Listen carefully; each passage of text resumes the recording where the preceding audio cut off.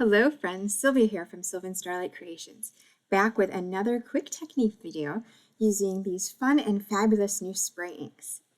Today I'm going to show you how I created these 2-for-1 beautiful backgrounds using ink layering and stencils.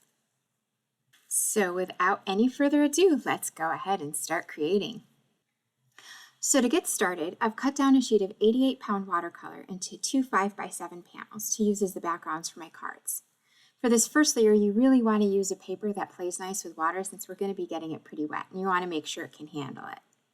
The other option is to do this same technique for the next two steps, but keep the white paper as the background. So I'm going to start out by spraying the background with just regular water.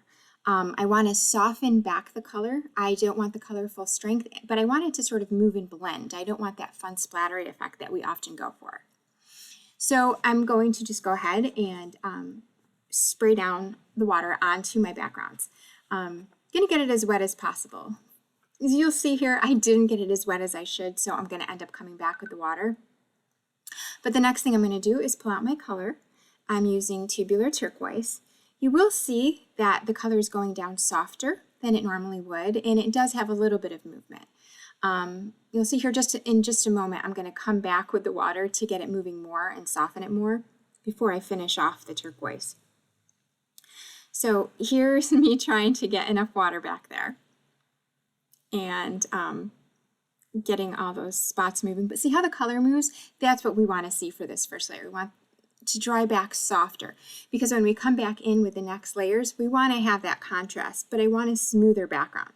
So I'm going to finish it off with the turquoise and then essentially dry this off camera and come back and show you the next couple steps.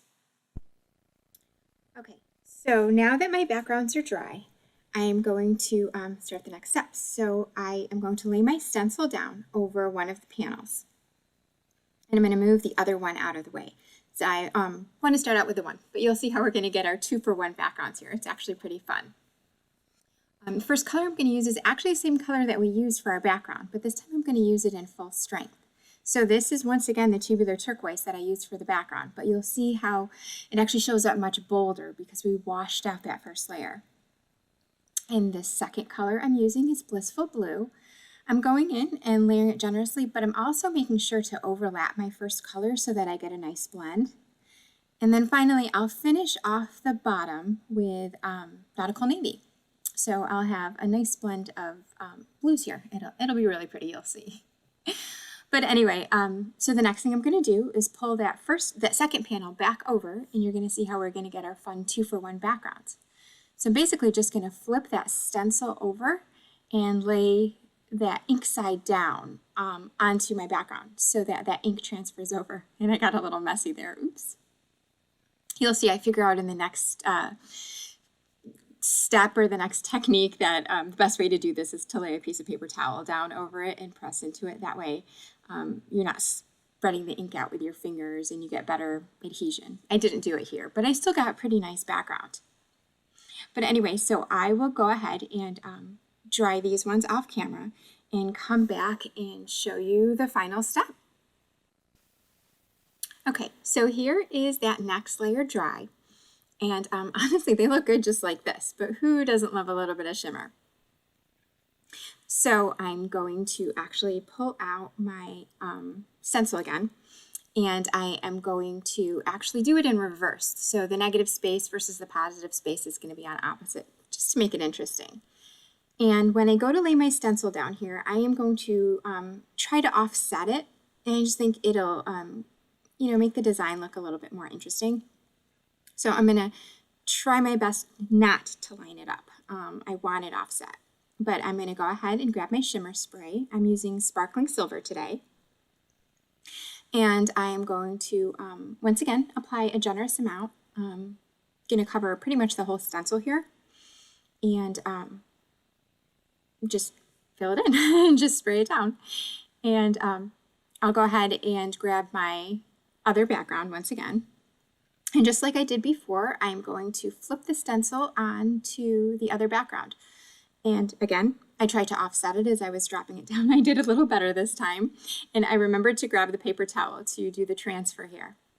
So that helps to press in the stencil along with lift up a little bit of the extra ink to get it out of the way.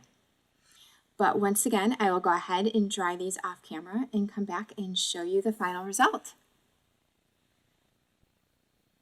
Okay, so here are the finished backgrounds. It's hard to capture that shimmer on camera, but in real life, it is just absolutely gorgeous. But be sure to tune into the next video so you can see how I do the focal elements and turn these into cards. Links for all the supplies that I used today are going to be down in the description box below, so be sure to check that out. Please follow us on social media. I'll also put links for that down below. If you enjoyed this video, please give it a thumbs up and share it with your friends.